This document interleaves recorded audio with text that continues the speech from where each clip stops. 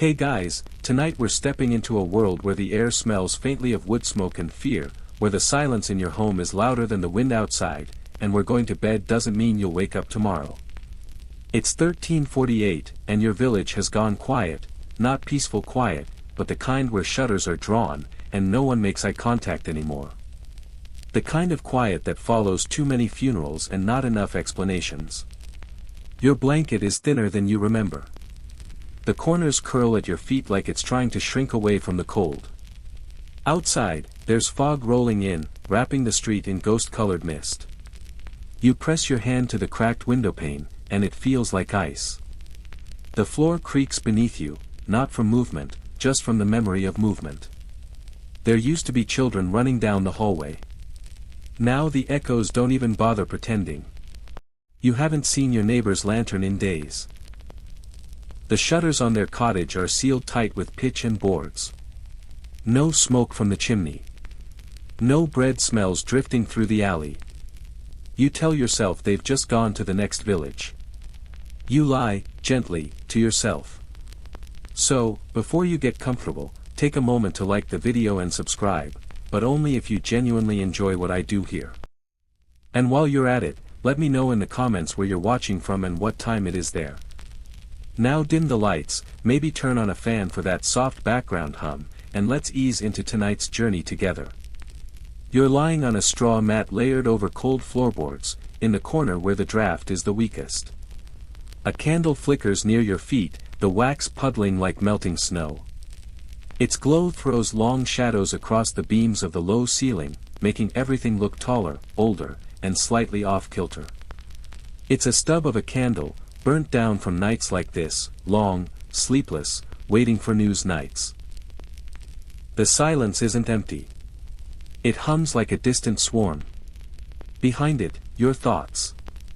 You remember what the village healer said weeks ago, before she stopped answering knocks on her door: keep your hands clean. Burn rosemary. Stay inside. You did all of that. You're still here. But so many aren't. You shift slightly, not because you're uncomfortable, though you are, but because it reassures you that you still can. The blanket makes a rough sound against your tunic, louder than it should be. Your eyes dart to the window, as if sound alone might draw something closer. Your younger sister is curled nearby, fast asleep. Her breath is shallow but steady. You watch her for longer than you should, as if your gaze could hold her in place. You remember when she used to talk in her sleep. Lately, she hasn't said much at all, awake or otherwise. Down the lane, you hear the soft clatter of hooves. Not galloping, just a slow, weary rhythm. A cart. Wooden wheels dragging over cobbles. Then the hollow clang of a bell. Not the church bell, this one is carried by hand. One long toll. You flinch. Not because of fear. Because of recognition. You've heard that bell every night this week, always stopping at a different house. A sound you once associated with weddings or morning prayers now means only one thing: another family is gone. You want to believe you're imagining it, but you see a shape pass across the window, a cloaked figure, face hidden, pushing the cart along. He doesn't stop at your house. Not tonight. You let out a breath you didn't know you were holding. Your ribs ache from the tension. You lay back down, your eyes never quite leaving the ceiling, candles still flickering. You reach out, without looking, and let your fingers rest on your sister's shoulder. Just for reassurance. Just so someone knows you're still here. Outside, an owl calls. Inside, everything remains still. Your back is stiff when you wake. It's not quite morning. You can tell by the pale, colorless light pushing against the shutters, not strong enough yet to be dawn. The candle has long since burned out, leaving a lumpy wax mound and a scorched bit of wick, still faintly smoking. The air has that strange, sour stillness again, like it hasn't moved all night, like even the wind is afraid to come in. Your sister is still breathing, curled the same way, though she's clutching her doll tighter now. Her little rag-stuffed rabbit has gone patchy with wear, ears chewed flat from worry. You don't remember the last time she played with it. Mostly, she just holds it. You get the sense it's not a toy anymore, it's a ritual. Something that bridges one anxious night to the next. Your stomach growls, and it startles you more than it should. Hunger is normal now. You've learned to think of it not as a need but as a background noise, like wind or the groaning roof beams. There's still a crust of bread wrapped in cloth near the hearth. You break it carefully, trying not to wake her, and chew slowly, even though it tastes like dust and old air. A fire would be nice. But no one lights fires anymore. There was a rumor going around, ridiculous, really, that the plague was caused by bad smells. That smoke and stink and rot floated through the air and got into your lungs. And even though you know it's nonsense, historians still argue whether people truly believe that, or if it was just something desperate villagers clung to. You've stopped lighting fires anyway. Just in case. The chill is better than the suspicion. You wrap your cloak tighter around your shoulders and glance out through a crack in the shutters. The alley is damp. Not muddy, damp. As if it had been washed, not by rain, but by something colder. Something that left no puddles, only a thin film of gray on everything. Across the street, the apothecary's door is open just a sliver. A blue charm is hanging from the handle. That wasn't there yesterday. You know what that means. A blue charm is meant to keep spirits out. Or in. Depends who you ask. Your neighbor, old Martha, swore by hers. She used to tie them to every window, every doorframe, every chicken coop. Said it kept death from finding its way in. A few days ago, someone nailed a black cloth to her door. No one's seen her since. You turn away from the crack. No sense staring at signs you can't change. You move around the house slowly, checking corners, brushing dust from small things. There's not much to do. Nothing to clean that hasn't already been scrubbed raw. Your hands still smell faintly of vinegar and crushed lavender, from when you boiled herbs the other day and poured the mix along the doorframe. Another one of those maybe it helps tricks. There's a faint thud outside. You freeze. Then another. Not a knock. A drop. Something heavy landing on soft earth. You walk carefully to the back door, the one you haven't opened in 3 days. You lift the latch and peek outside. On the doorstep sits a small bundle wrapped in cloth. Inside, 2 onions, a hunk of hard cheese, and a folded scrap of parchment. You don't open the note yet. You already know it's from Jacob. He lives 2 doors down. Still does, last time you checked. His father was a merchant once. Now Jacob runs errands no one else will. He trades food, herbs, even charcoal, quietly, with no words. Just drops things off and takes whatever you leave. Coins are worthless now. Bread is better. You light a stub of incense, clove and mint, and wave it by the doorway, more from habit than belief. You place a jar of dried thyme and a small spool of thread where the bundle had been. It's a fair trade. Probably. When you finally open the note, it reads just one thing. They burned the mill house. Stay inside. You fold the paper slowly and place it in the hearth. Not to burn.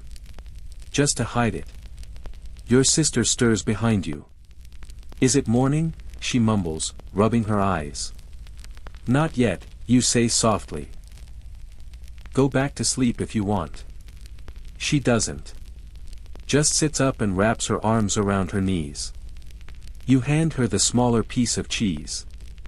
It's going to be another long day of not leaving, not knowing, not trusting the wind or the sky or your own skin. But you're still here. The bell hasn't tolled yet. The bell rings just after midday. It's slow, 4 beats, spaced wide apart. You freeze mid-step, halfway through folding the same shirt you've already folded twice today. You hold your breath.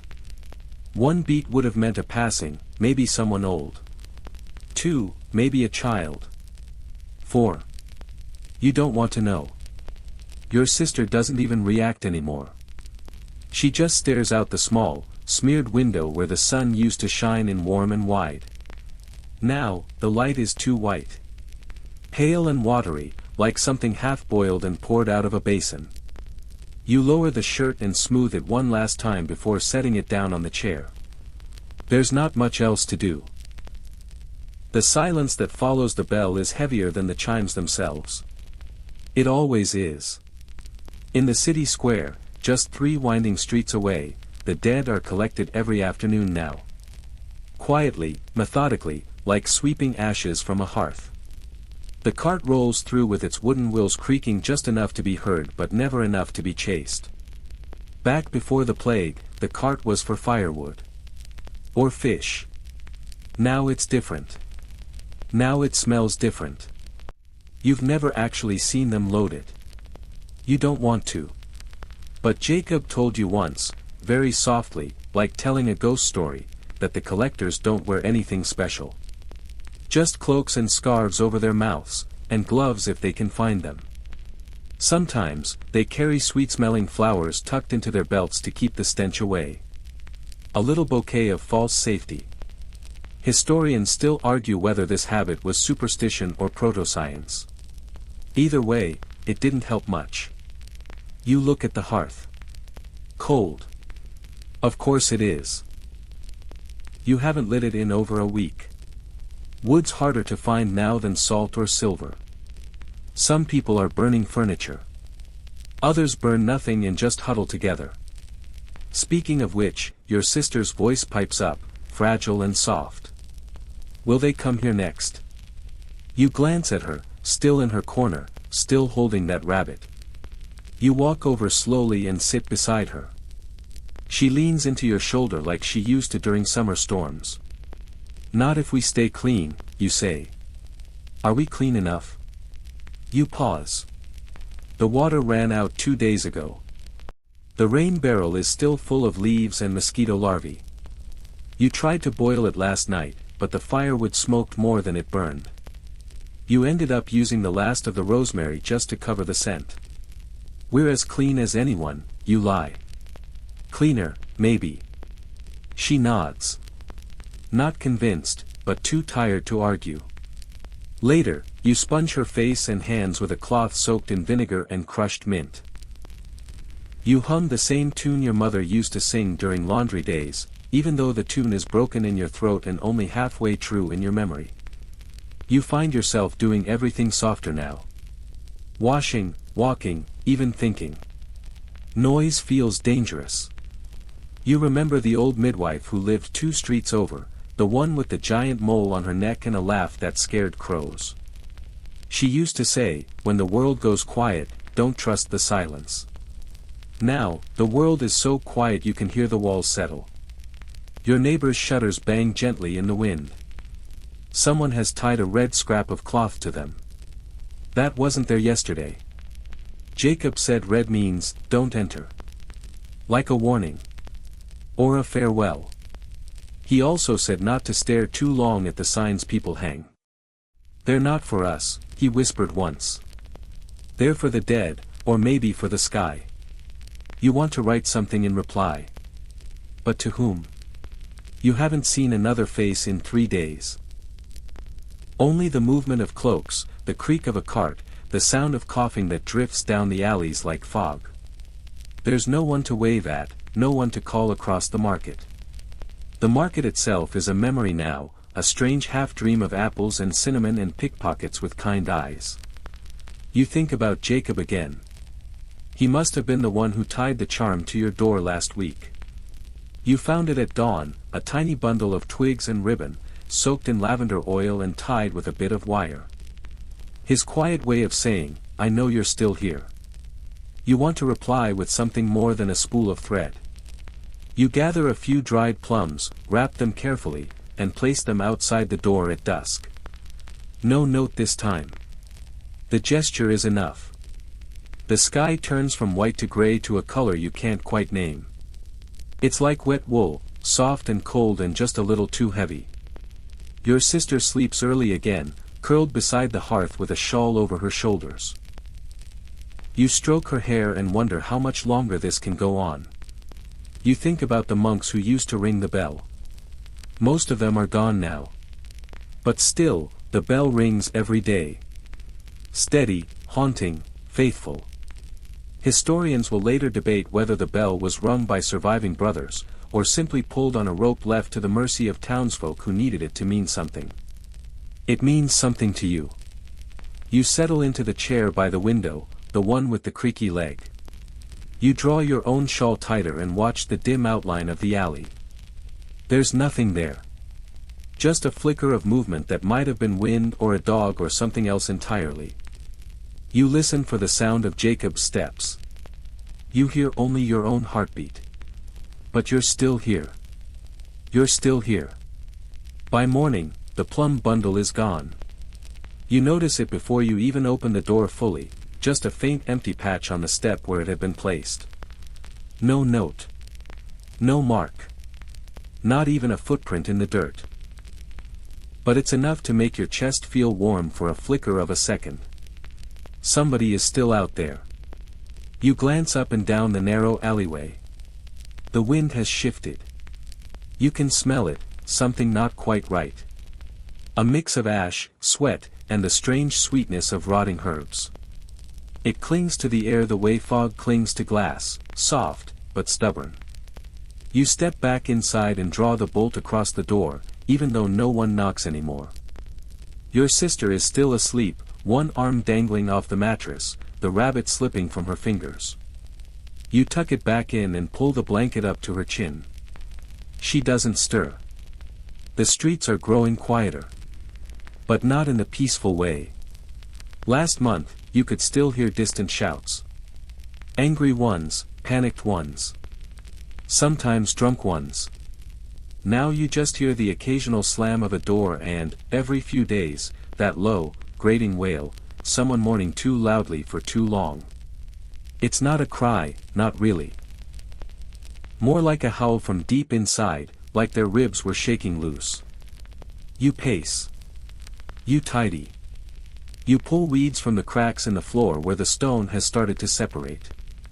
Time bends. Sometimes a whole day feels like the length of 1 hour. Sometimes an hour feels like an entire season. And through it all, the silence stays. Like wallpaper. You decide to write something today. You find the old ledger book tucked beneath a loose floorboard, once used to keep track of markets and rent and borrowed tools. Now, it's nearly blank. You tear a sheet and smooth it flat on the table. What would you even say? Still here. Too short. Still alive. Too obvious. You settle on, we boiled the rainwater this time. It tasted of iron and leaves. Better than nothing. You fold it twice and tuck it into the crevice in the wall where Jacob once hid a handful of dried apricots. He'll check it if he's still around. It's a strange new kind of mail. You eat the last of the bread crusts around noon.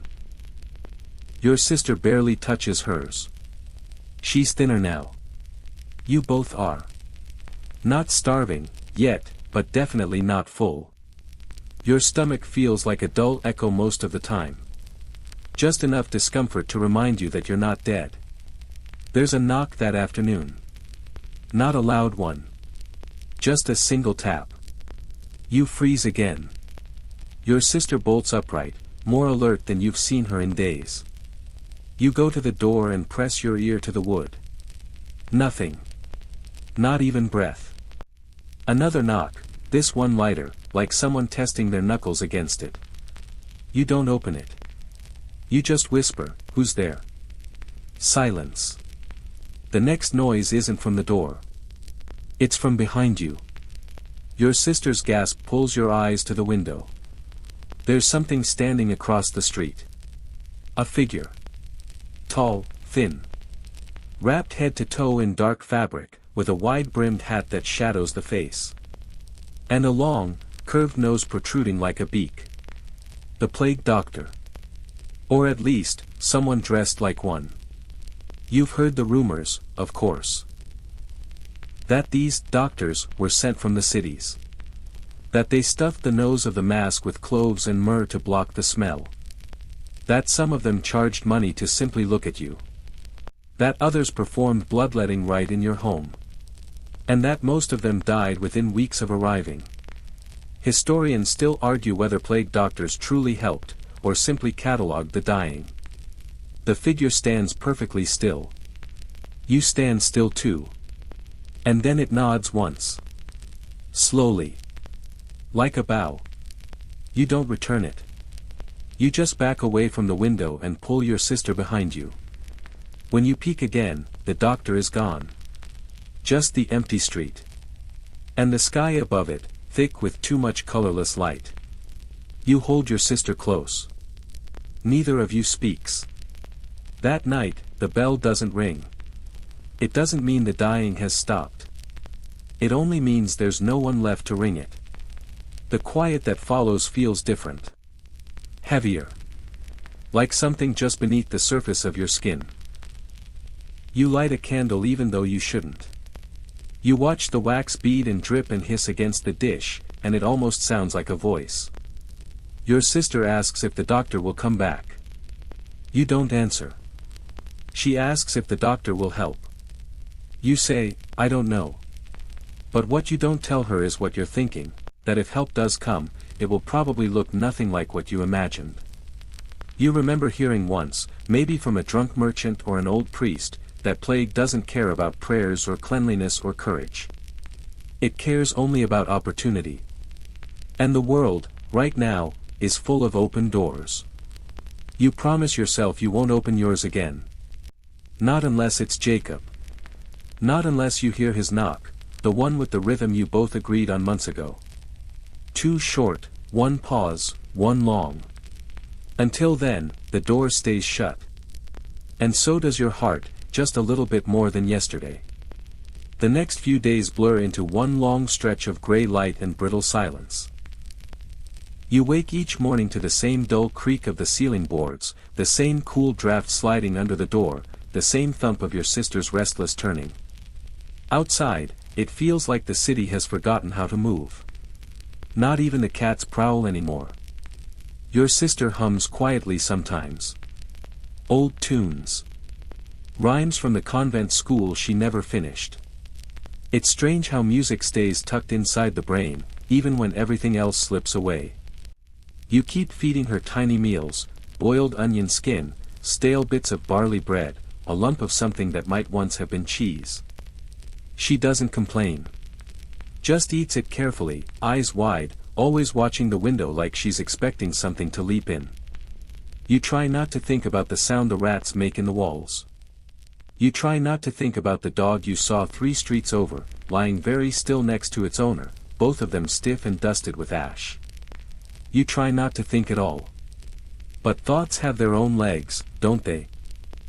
Your mind keeps wandering back to the stranger at the door, the doctor in the beaked mask. You've started to imagine him walking through the empty town square, the nose of his mask sniffing the air like a hound. You wonder if he's real, or just the town's newest ghost, trailing behind the older ones. And then, one morning, a smell wakes you up. Not rot. Not the coppery scent of blood. No, this is, herby. Bitter, resinous. You follow it to the door, careful not to step on the floorboard that always creaks. You peer out through the slats in the shutters. There, on your doorstep, is another bundle.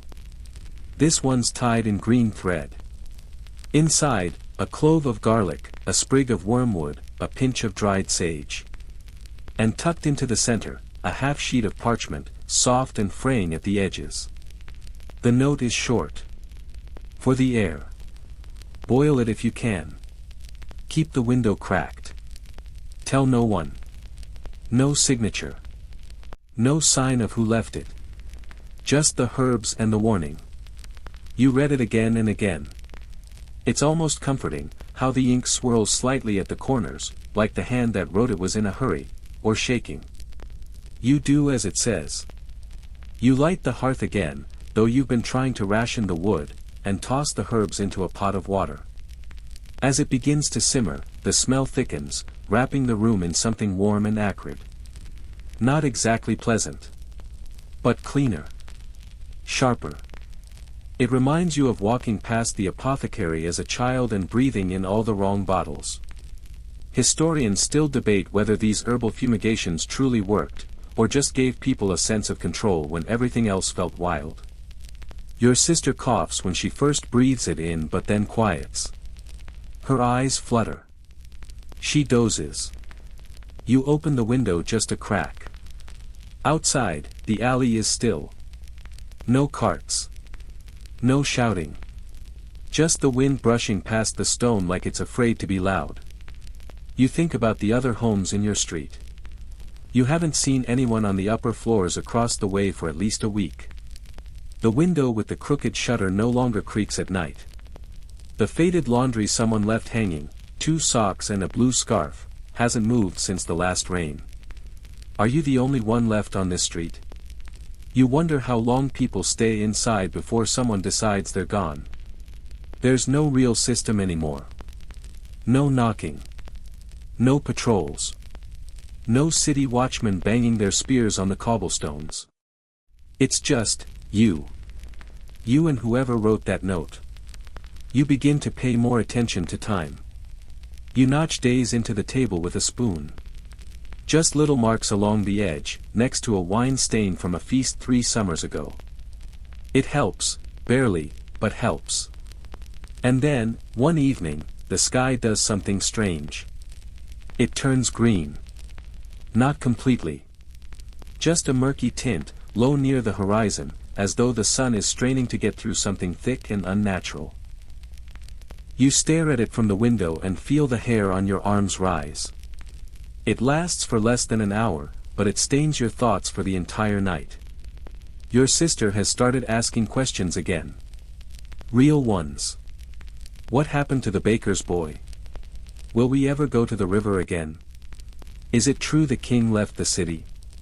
You answer what you can. You lie gently when you can't. Yes, the boy probably found his family. Of course, we'll visit the river, once the air is clean. No, the king is still in his palace. He's just, resting. The truth is, even the whispers have stopped reaching your part of the city. It's like being at the edge of a fire, you know it's still burning somewhere, but all the smoke is drifting the other way. That night, as you pull the covers over both of you, your sister whispers one last question. Do you think the doctor will come back? You don't answer right away. You just lie there, eyes open in the dark, listening to the faint simmer of the herbal pot and the wind teasing the shutters. And then you say, I hope so. You wake with a start. Not because of noise, there is none. Just the same soft hum of the fire, the weak wheeze of your sister's breath, the creak of an old house remembering what it was like to be full of life. But something in the air has shifted. You feel it before you see it, like a ripple under your skin. The room is colder than usual, the hearth nearly gone out. There's a smell again, different this time. Less herbal, more animal. Like fur caught in the rain, like the scent of something that shouldn't be inside a home.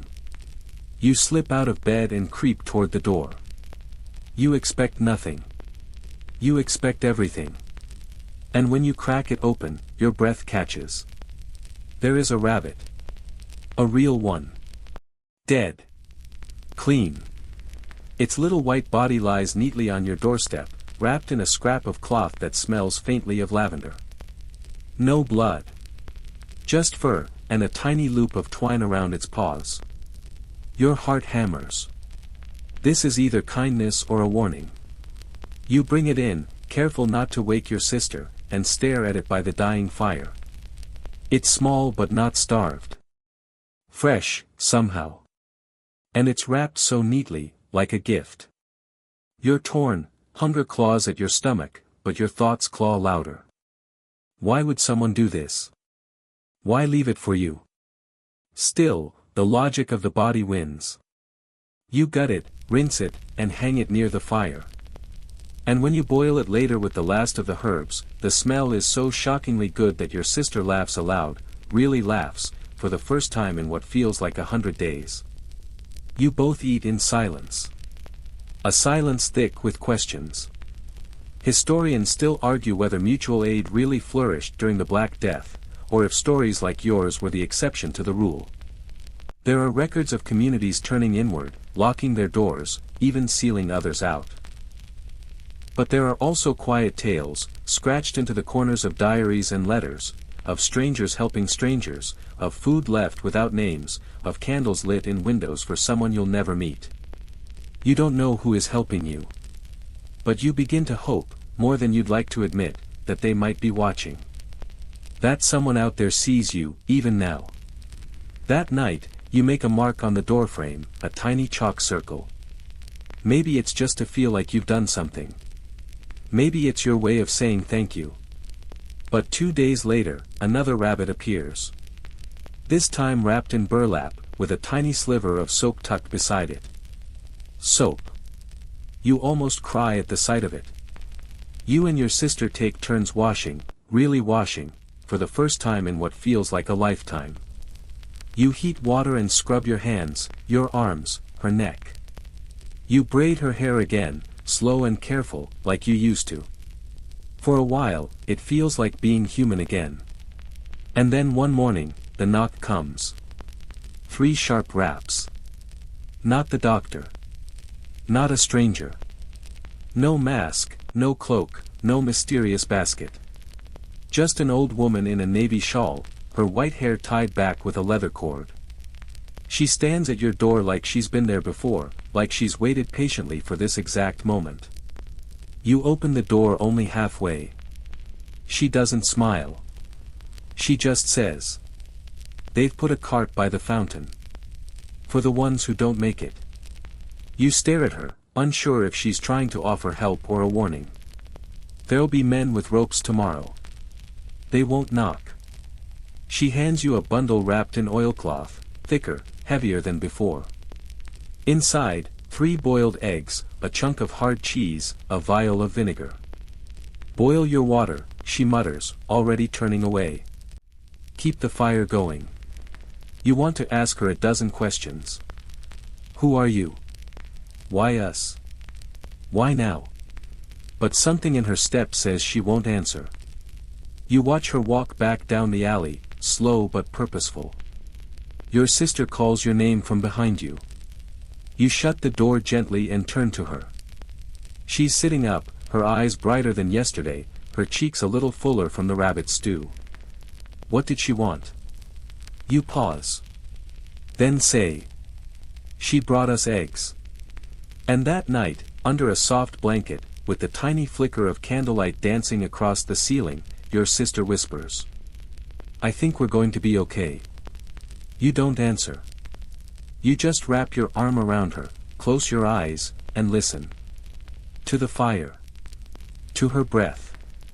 To the silence outside your door, which, for the first time, doesn't feel quite so lonely. You wake before dawn.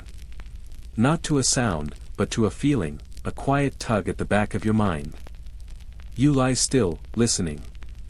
The fire has burned down to faint embers. Your sister is curled close, warm and breathing easily. Outside, it is still dark, but the air feels different, thick with anticipation. Then, you hear it. A wheel creaks. A low grunt. The shuffling scrape of something heavy being dragged along cobblestones. Not fast. Not urgent. Just steady. You slip from the bed, careful not to disturb her, and press your ear to the wooden wall. Another creak. Another low sound, like a rope tightening. Then quiet. You don't need to see it to know. The old woman's words echo in your memory, "They've put a cart by the fountain. They're gathering the bodies. And they've started early." You don't look. You don't need to. You've seen it enough times already, when your father was taken, wrapped in linen with rosemary tucked under his chin. When the neighbors across the street vanished overnight and the door was left swinging for days. You know the sound of a plague cart now, and worse, you know the silence that follows. Your sister stirs behind you. It's morning. Not yet, you whisper. You pour the last of your clean water into a basin and gently wash your hands. The soap from the mysterious bundle still clings faintly to your fingers, a sharp, herbal scent that cuts through the sour air. A luxury, and a lifeline. Historians still argue whether soap made much difference during the Black Death. Some say it was useless, no one then knew about bacteria, and hygiene practices were based more on smell than science. Others believe simple cleanliness may have saved lives, purely by accident. You like to think it helps. That every time you wash your hands, you're pushing death just a little farther away. You open the shutters a sliver and peek outside. The cart is there, parked under the lantern post. Two men in brown cloaks stand beside it. One leans on the handle of a spade. The other adjusts a bundle on the cart, cloth wrapped around something long and rigid. Neither speaks. Neither needs to. You close the shutters gently. Later that morning, the old woman returns. No knock this time, just a rustle of cloth at your door. Another bundle, smaller today. A heel of bread, a single onion, and, miraculously, a beeswax candle. You look down the alley but don't see her. Only the tail end of a shawl vanishing around a corner. You bring the candle inside and light it immediately.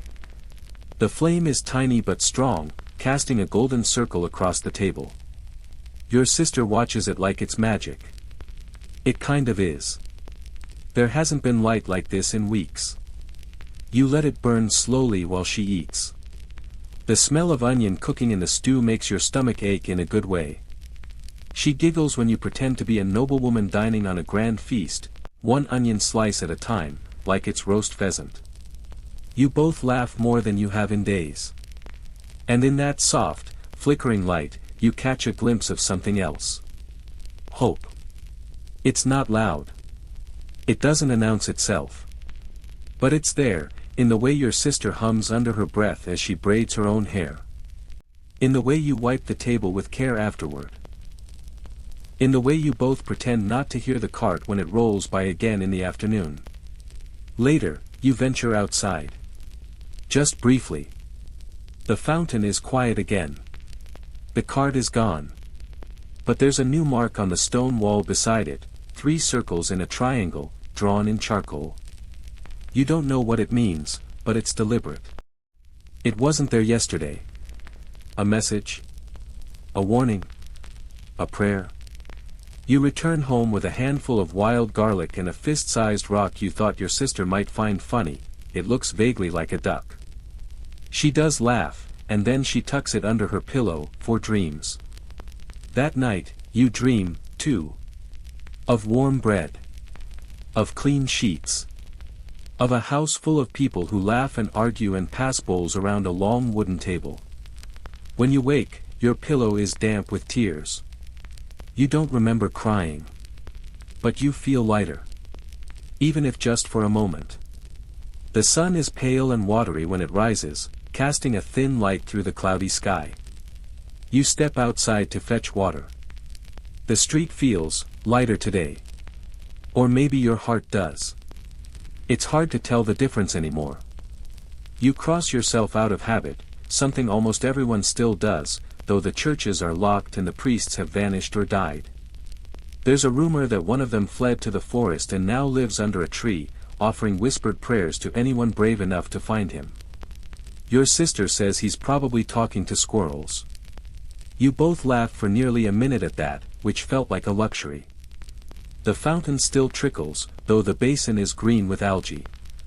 You rinse the jug before dipping it in. Your reflection stares back at you, thin, a little haunted, but still you. Still alive. Back home, your sister is combing her hair with a piece of bone you whittled into teeth. She says she wants to look pretty even if no one else is around. The rats are watching, she says dramatically. You gasp and throw a piece of bread at her. She dodges it with a giggle. Today, you decide to clean. Everything. Not because the dirt bothers you, though it does, but because you want to remind yourself that you have something to take care of. This room. These few possessions. Her. Historians still argue whether the people of 14th century Europe truly understood contagion or were just reacting out of desperation. Some wrote about bad air or celestial punishment. Others started washing everything with vinegar and rosewater. The truth is, nobody really knew. But cleaning? That felt like doing something, even if no one could explain why. So, you do it. You scrub the floor with a rag soaked in ash water. You wipe the shutters. You air out the blankets. You hang the linens from the rafters so the sunlight can kiss them, weak though it is. Your sister sings while she helps. It's an old song about a shepherdess who falls in love with a ghost. The tune is sweet, but the words are oddly appropriate. You pause at one point and just listen. The air feels still, but not dead. Like it's holding its breath. From time to time, you glance at the window, half expecting someone to come by. A neighbor, maybe. Or even the old woman. But the street stays empty.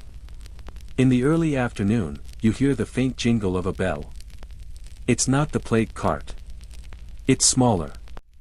Lighter. You rush to the shutters and peek out. A boy, barefoot and barely 10, walks down the street with a bundle on his back and a stick in his hand. A bell dangles from the end of it, jingling softly as he walks. He stops in front of each door and mumbles something, too soft for you to hear. Then he makes a mark in chalk before moving on. You open the door just as he approaches. He freezes. So do you.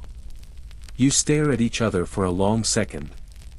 Then, without a word, he pulls something from his bundle and holds it out.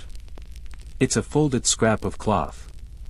"You're not sick, right?" he whispers. You shake your head. He nods once, sets the cloth on your doorstep, and moves on. You pick it up cautiously. It's clean. Soft. Dyed with woad. Someone made this recently, stitched it by hand and hemmed the edges. Inside it is a small paper square with a drawing, a candle and a cup, with a little plus sign between them. You don't know what it means.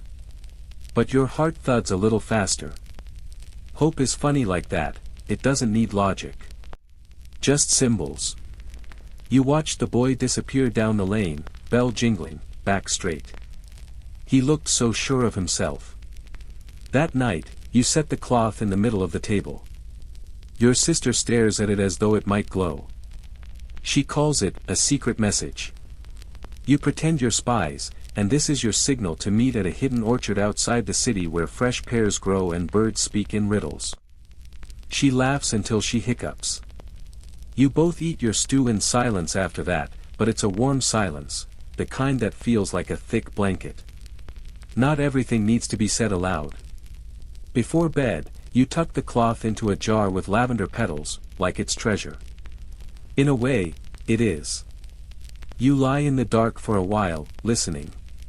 No wheels. No coughing. No bells. Just breathing. And maybe that's enough. You wake with a start. Not because of any sound. Just a feeling. You lie still, staring at the wooden beams above your head, trying to catch the thread of the dream that pulled you from sleep. Something about a river. Or was it a fire? You hear your sister breathing beside you, slow and even. The city is quiet again. Too quiet. Not the peaceful hush of safety, but that eerie stillness that makes you feel like you're the only soul left behind. You throw on your tunic and step outside barefoot. The morning air is cool. Damp. A low fog clings to the cobbles, muffling the shapes of the buildings. For a moment, you imagine the street has disappeared completely, that you're walking in some in-between place where cities end and the afterlife begins. But the alley's still there. The same crooked window shutters, the same sagging rooflines. You breathe a little easier. Something catches your eye, scratches on the wall near the door. Not the neat chalk mark from yesterday. These are gouges, done with something sharp. A blade, maybe. 3 jagged lines crossed by one. Your stomach clenches. You look around quickly. No one. You go back inside. Historians still argue whether the more mysterious markings found during plague times were religious, superstitious, or part of some underground language between survivors. Some say they were protection symbols. Others think they were warnings. Or simply madness scratched into walls by lonely hands. You make porridge and try not to think about it. Your sister's quieter today. She draws with charcoal on the back of old scraps. Today it's a picture of a ship floating on a dark sea, its sails torn but still standing. You praise it. She smiles, but not like before. By midday, the city begins to change. It starts with the birds. You hear them, first one, then many, flitting from rooftop to rooftop, crying sharply as if trying to warn you. Then you hear footsteps. Not just 1 or 2. Dozens. You rush to the window and peek through a crack in the wood. People. Alive. Moving. Talking that a procession, of sorts. Most wear dark hoods. Some carry banners, crude drawings of saints and angels. A few are barefoot, chanting in a strange, low rhythm that makes your bones hum. Flagellants. You've heard of them. They've come to cleanse the city. They whip themselves as they march, long bloody strokes across their backs. Some of them sing, others cry out names of long-dead kings, saints, and sins. The sound of leather striking flesh is rhythmic, hypnotic, almost. And behind them, a small crowd follows, not flagellants themselves but watchers, people too afraid to join but too desperate to stay away. Your sister watches too, from a higher window. They look like ghosts, she whispers. You don't disagree. You don't understand what they're doing, not really. But something about the ritual feels ancient, older than the church, older than the plague. Like a memory from a past life. One of the hooded men shouts, "The Lord sees." The Lord weeps. And the others repeat, "The Lord sees." The Lord weeps. You watch until they disappear around the corner. Then you close the shutters. Your hands are shaking. You wonder if they believe they're helping. If their pain is meant to erase the sickness. If they think the world will restart once enough backs are bloodied. You and your sister sit quietly through the afternoon, listening for their return. But they don't come back. As night falls, the wind rises. You try to light a candle, but it keeps blowing out. Eventually, you let the dark settle in. Your sister curls up beside you on the floor. She's clutching that blue cloth from the boy, like it's armor. You lie next to her, heart heavy, and wonder, truly wonder, if anyone knows what's happening anymore. Or if this is just how history unravels. Not with a bang. But with fog. And quiet. You're not sure when you fell asleep, but when you wake, you know something is different. It's the light. That peculiar, grainy kind of morning light that filters through mist, soft, directionless, like the whole world is being viewed through a fogged-up glass. It makes everything quieter, heavier. You sit up slowly. Your sister is still asleep beside you, her arms wrapped around the blue scrap of cloth like it's a small animal. Her hair's stuck to her cheek in a fan of curls. She hasn't stirred. You step over her carefully and make your way to the window. The street is empty again, not even a stray cat. The fog swirls low, curling up against doorways, hugging the ground like it's hiding something. But then you hear it, the distant clang of metal. Bells. Not church bells. Those haven't rung in weeks. These are handbells. Slow, solemn. You know exactly what they mean. The dead cart is coming. You grab your sister's blanket and pull it over her head gently. No reason for her to see this again. You step outside. At the far end of the lane, Two men are walking slowly, one with a long pole, the other ringing the bell. Behind them, a cart. Wooden wheels creak with every turn. No horses. Just the men, pulling. The cart is piled high, too high. Limp arms hang over the sides. One foot dangles loosely. You can't tell how many bodies are there. 6. 10. More. The bell ringer calls out between clangs, "Bring out your dead." You recognize his voice. He's the old gravedigger from Street Giles, you remember him from before all this. He used to sing badly at the tavern after Sunday service. Now, he looks like a ghost of himself. Gaunt. Eyes sunken. But still going, somehow. Behind him, a woman comes out of a nearby house. She's carrying a small bundle, swaddled in a linen cloth. She doesn't cry. She doesn't even speak. She just lays the bundle gently on the cart. The bell doesn't stop ringing. You take a step back inside and close the door. Historians still debate how often plague victims were collected by carts, or whether it was more common for families to bury their own in back gardens or abandoned fields. Some cities banned such carts entirely. Others, like London, had no choice. Death had to be managed, somehow. You return to your sister, who's now sitting up, rubbing her eyes. "Was it them again?" she asks. You nod. She doesn't ask more. You spend the day indoors. You try to keep busy, cleaning things that don't need cleaning, straightening shelves that haven't held food in days. You even sort the old coins your father left behind. Useless now, but you pretend they're still valuable, just to feel normal for a while. In the late afternoon, a sound breaks the silence, a knock at the door. You freeze. No one knocks anymore. Your sister grips your arm. "Don't," she whispers. "Just don't." But it comes again. You move slowly to the door and open it just a crack. It's a boy, about your age. Tall, thin, wild hair. He holds up a small bundle of dried lavender, tied with string. "I'm not sick," he says quickly. I found this. I thought maybe, you'd want it." You blink.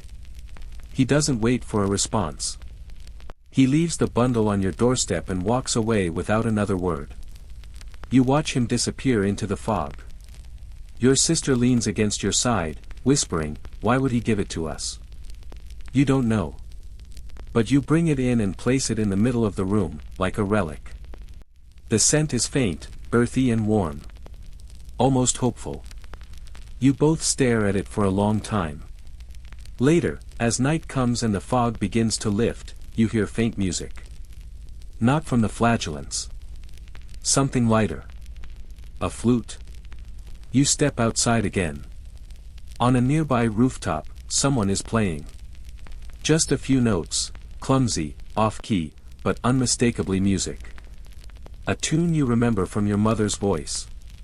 A lullaby. You don't cry. You just sit on the step, the lavender bundle beside you, and listen. Somewhere in the distance, a cat yowls. And for the first time in days, you laugh. Just a little. Just enough. You wake to something strange. Not silence, that's familiar now. It's the absence of something more familiar than silence, the smell. The house doesn't smell like it did yesterday. That thick, sour tang of fear and sickness that seemed to live in the walls. It's faded. The lavender is still there, faint but present. Somehow, it's made the air lighter. Your sister sleeps more soundly now, curled under the patched wool blanket with her hand resting on her cheek. For the first time in many nights, she hasn't kicked or murmured in her sleep. You let her rest and step outside. The street looks almost peaceful. Bird song. You stop, stunned. You haven't heard a bird in weeks.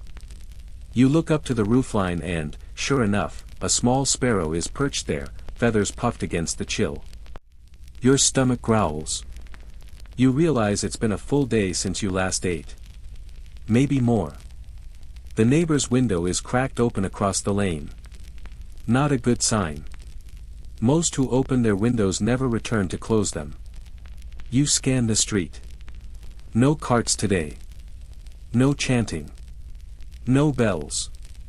That alone makes it feel like a holiday. You decide to venture further, to the bakery. It's not really a bakery anymore, just a boarded-up shell, but you remember that the baker's daughter used to leave scraps on the back stoop. You slip around the corner, heart thumping. You're not alone. The boy from before, the one who brought the lavender, stands beside the stoop, poking through a bundle of old flour sacks. His shoulders stiffen when he hears you, but he doesn't run. You again, he says. You give a small wave, not trusting your voice yet. I thought maybe you'd already, he trails off. Then shrugs. But you didn't. You glance at the stoop.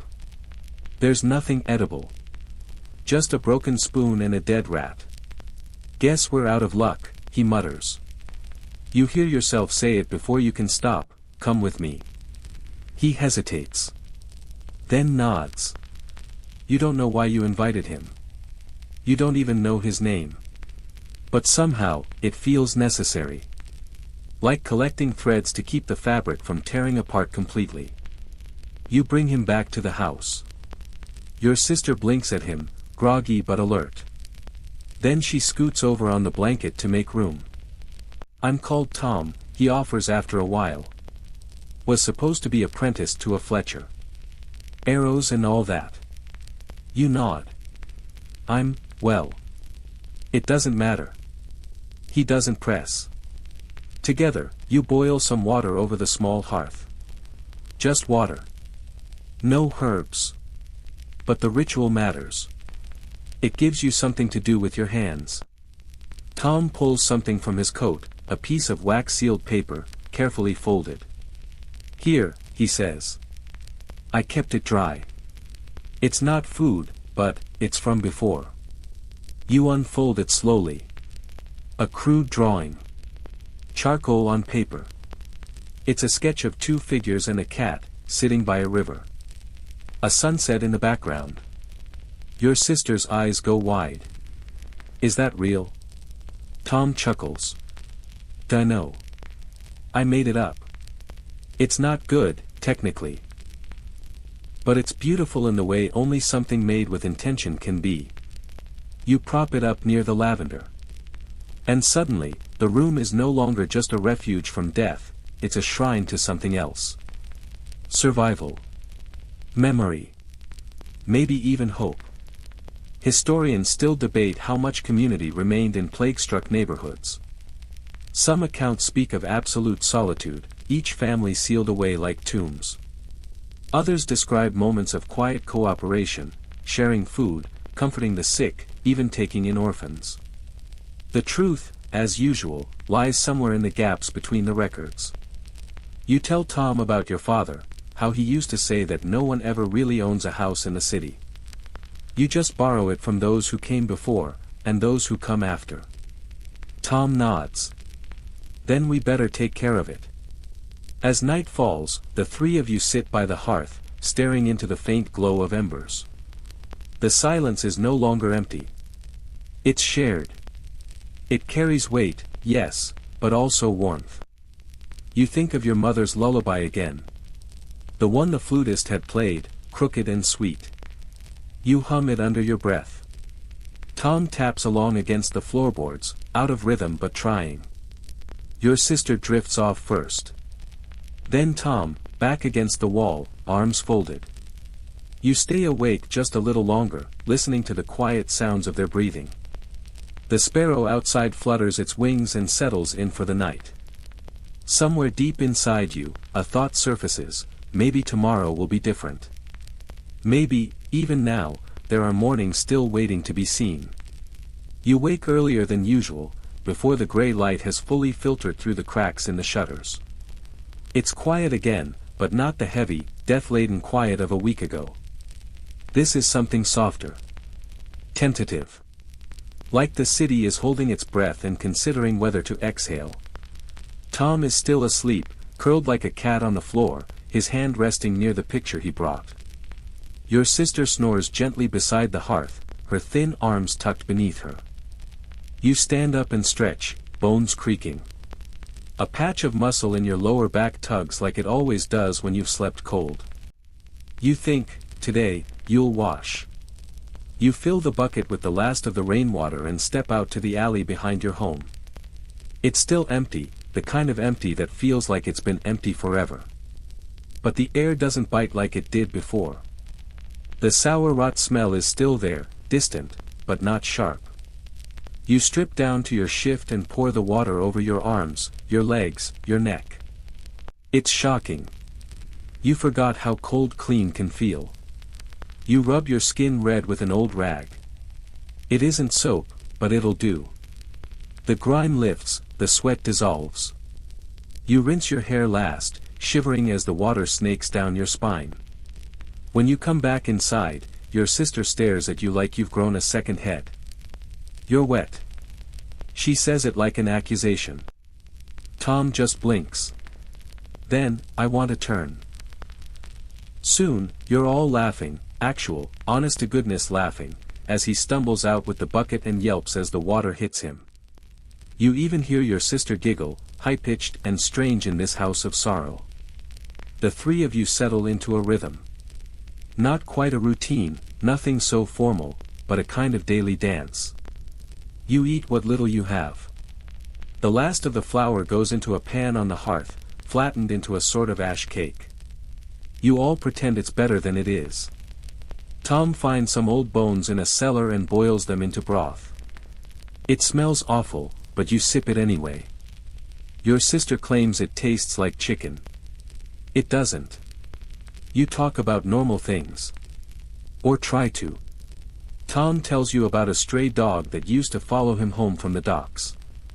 I named him Archbishop, he says. Don't know why. Just felt right. You describe the time your father caught you sneaking honey from the market and made you apologize to every stall keeper. Even the ones who didn't sell honey. Your sister asks a question that quiets the room. Do you think we're the last? No one answers right away. Historians still argue how many people truly died during the Black Death. Some estimates claim a third of Europe's population vanished in just a few short years. Others say it was closer to half in certain cities.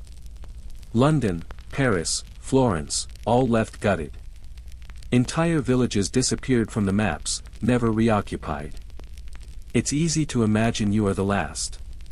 But you shake your head. No, you say. Not the last. Your sister nods like she believes you. Even if she doesn't. That night, you hear something new. A knock. Not the knell of death, no one shouts, bring out your dead, just a soft, hesitant tap-tap at the door. Tom sits up instantly, hand on the fire poker. You open it. A woman stands there. Pale, thin, holding a basket. I was told, she begins, voice raspy. You have lavender. You nod. She offers the basket. Inside, onions. Real ones. White and purple, still firm. You let her in. She doesn't stay long, just enough to sit, breathe the air, and weep quietly into her hands. She says nothing about who she lost. You don't ask. When she leaves, she presses something into your hand, a worn necklace, a little tin charm shaped like a fish. Good luck, she whispers. After she's gone, Tom grins. We're trading now. What are we, a market? You smile. Maybe you are. The next day, a boy comes. Not much older than your sister. He doesn't speak, just stands in the doorway until you offer him a place by the hearth. He leaves before nightfall, but comes back the next day. This time with a heel of hard cheese. Someone else leaves dried mint on your doorstep. Another brings a chipped comb. Nothing of real value. But every gift tells the same story, we are still here. The house changes. It becomes a place people remember. People return to. They call it the lavender house. You keep the charm on a nail by the door, swinging gently with the draft. You start putting extra water on the boil each morning, just in case someone needs warmth. Your sister draws pictures on the wall with charcoal, stars, suns, cats, a loaf of bread. Tom keeps adding to his little sketch. The river now has boats. The cat is bigger. There's a fourth figure by the fire. You. You wake each morning with a small ache in your chest, but it's no longer grief. It's something like hope. A painful, growing thing. But it beats. And that, for now, is enough. You start planting herbs in broken pots along the windowsill. They're nothing special, just chives, sage, a sprig of rosemary someone left in a twist of paper, but it's the act that feels important. You press your fingers into the dirt and feel alive in a way you haven't for weeks. The world, unbelievably, is still growing. Tom laughs at you. You know, he says, people used to believe rosemary by the door kept away evil spirits. You glance over your shoulder at the half-dozen dried sprigs tucked around the window frame and mutter, "Can't be too careful." Your sister is in the corner humming. It's a tune your mother used to sing while washing clothes, though the words have long since melted away. She's stitching bits of cloth together, old linens, sleeves, anything not stained. You ask her what she's making. A quilt, she shrugs. Sort of. 4 people. You don't ask what people. That word, people, has grown sacred again. It happens slowly. Like spring pretending it isn't. You begin to hear the cartwheels again, first distantly, then closer. They no longer carry the dead. Some of them now carry wood. Or barrels of water. A man passes by calling out for any iron tools to mend. One day, someone knocks and offers you a broom made of tied reeds. Trade, he asks. You give him 2 onions. He doesn't even haggle. The city begins to whisper again. A church bell rings one morning and everyone freezes.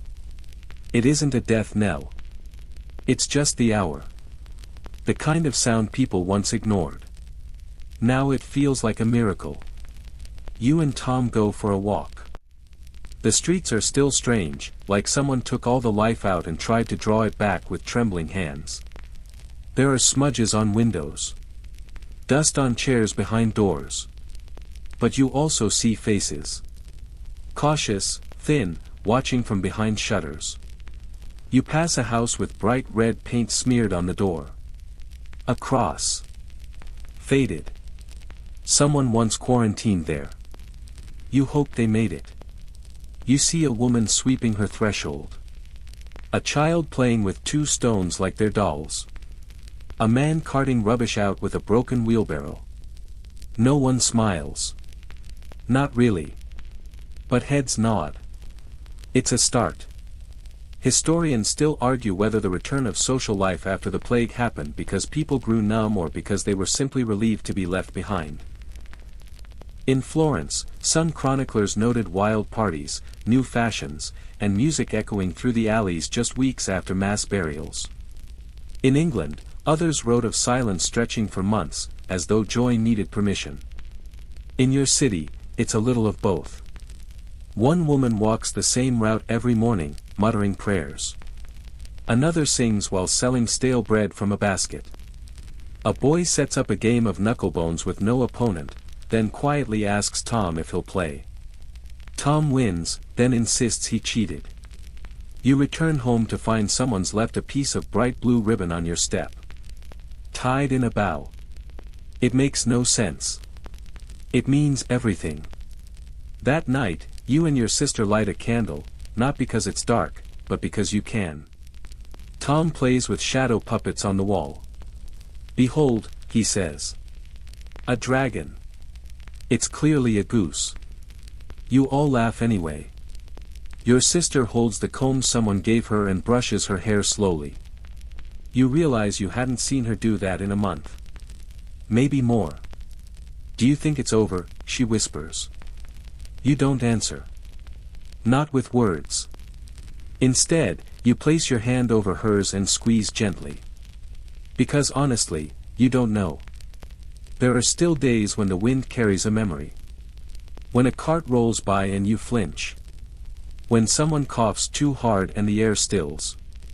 But most days, the smell is different now. More earth than rot. More firewood than sickness. Sometimes, there's even bread. You wake before the others and step outside. The sun is pale, but stubborn. The cobblestones are damp. There are faint boot prints in the mud. Someone has passed by. You look down the road and imagine all the other homes, quiet like yours, maybe, where someone is planting, sweeping, sitting still and breathing.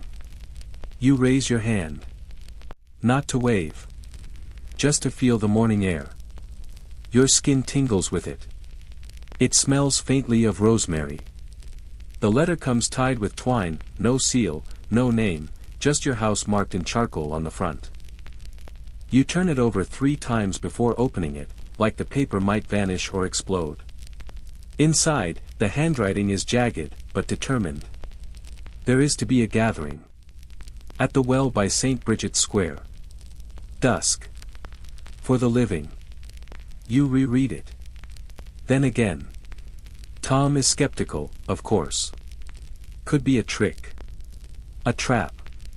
Someone robbing folks dumb enough to hope. But your sister already has her shoes on. That evening, you walk there together, the streets wide and strangely clean. Dust has settled in some corners like untouched snow. You notice old signs nailed to doors, most faded. Some simply say, mercy. Others are unreadable beneath the rot and rain.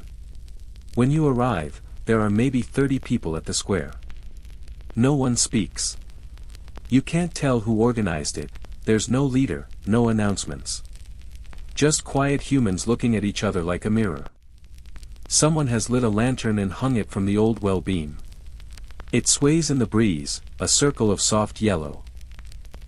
In that light, the world feels less broken. A little girl coughs, and no one runs. You all just stand there for a long time, breathing the same air. And then a man with an accordion, where did he even find it, starts to play. It's slow at first. Uncertain. A song you don't recognize, maybe something local. The kind of tune you imagine grandmothers once hummed while kneading bread. It wraps around you like a warm scarf. Your sister squeezes your arm. We're still here, she whispers. That becomes the unspoken theme. Everyone glances around, not checking who's there, but acknowledging who still is. A boy begins clapping along. A woman joins, off rhythm. Someone laughs. It's a strange sound, rusty and real. Tom, naturally, starts singing the wrong lyrics to a song no one was singing to begin with. We 3 goats of Strasbourg are, he bellows. You can't help it, you laugh until your stomach aches. A few people pull out flasks. They toast to no one in particular. One man says, to the ones we buried. Another adds, and the ones who buried us. You sit on the lip of the well, legs dangling, and look up at the sky. It's deepening from purple to black, stars pricking through like timid lanterns. You wonder how long it's been since you just looked at the night without fear. Historians still debate how quickly communities returned to public life after the plague. In Venice, masked balls reappeared within a year. In some English villages, open-air sermons became popular, replacing crowded churches. Some believe these events were meant to prove to God, or maybe to themselves, that life could bloom again. In your square, someone pulls out a deck of cards. Another starts sketching with charcoal on a flat bit of stone. A woman hums and 3 children dance, badly. The night grows thicker, but no one wants to leave. Eventually, someone begins reading out names. It starts slow, names of the lost. One by one. Each followed by a small silence. Tom reads a few. You add some, too. Neighbors. Relatives. The baker who once gave you burned crusts for free. The man who sang too loud during feast days. A girl who kept bees. No one claps. No one weeps. But the names hover, like stars that won't fade. Your sister leans into you. I'm scared of forgetting, she says. You understand. But something about saying them out loud feels like tying their souls to the wind so they won't drift too far. At some point, someone starts a prayer. You don't know the words. You mouth them anyway. Just the shape of them feels like balm. When it ends, there's no conclusion. People drift away like embers. A few remain, talking softly, sharing scraps of food, watching the lantern. You stay until only a handful remain. And then, just the echo of footsteps. On the way home, Tom asks, "What was that?" You shake your head. A remembering. A beginning. Maybe both. Your house greets you like an old friend. The fire has gone out, but it's warm with presents. You wrap yourself in a patched quilt. The one your sister kept stitching. You hadn't noticed, but she's finished it. There's a crooked heart embroidered into one corner. That night, you dream of blue ribbons, rosemary smoke, and the names that floated in the square. And somehow, when you wake, you feel steadier. Not healed. But held. Morning creeps in softly, like it knows not to be too loud. You open your eyes to pale light spilling across the wooden floorboards, a warm stripe of gold that doesn't bring dread for once. The world, astonishingly, hasn't ended in the night. Outside, the crows are unusually quiet. Your sister is already up. She's boiling water and humming, just barely, but enough to suggest that maybe there's music left in the world after all. Tom is sitting cross-legged by the window, sharpening a knife. Not for defense, he says, but because it gives him something to do with his hands. The three of you eat breakfast together. Bread that's not quite stale, and cheese that smells adventurous. But you eat it anyway, because somehow you're hungrier than you've been in months. Then come decisions. It's strange how, after so long focused on surviving each day, there's now the strange possibility of planning. You sit by the fire and talk through the small things, digging a new latrine pit farther from the drinking well, replanting the garden, if the soil allows, fixing the leaking roof before autumn comes again. All the things you used to groan about. Now, they feel sacred. Later, you walk through town, past houses that are still and silent. Some have smoke curling from the chimneys. Others stay shuttered, like tombs. A door creaks open as you pass, and a woman peers out, clutching a cat like a shield.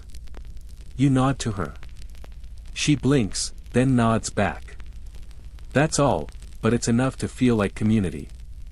You reach the little chapel that had been converted into a makeshift infirmary during the worst weeks. It's empty now. Dust motes spin through sunbeams slanting across the stone floor. Someone has placed a sprig of lavender on the altar. The scent is faint, but stubborn. There's something sacred in that defiance. Historians still argue whether medieval people truly changed after the Black Death, or simply resumed the same patterns once the panic passed. Some say faith deepened, others believe it shattered.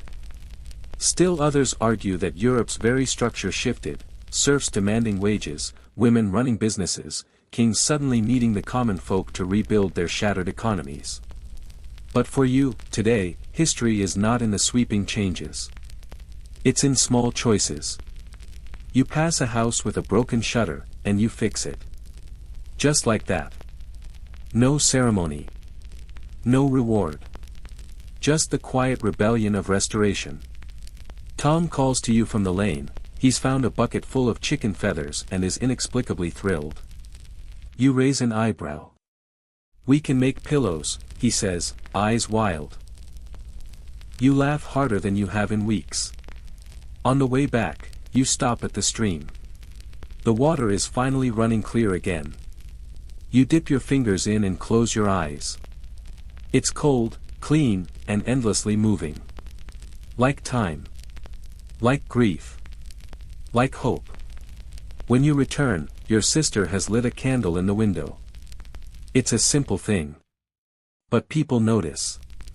Later that week, 3 more windows glow. By month's end, nearly every house that still stands flickers to life after dark. Like stars settling back into the sky. And you begin to write. Not because you're a historian, or a priest, or someone important, but because someone should remember.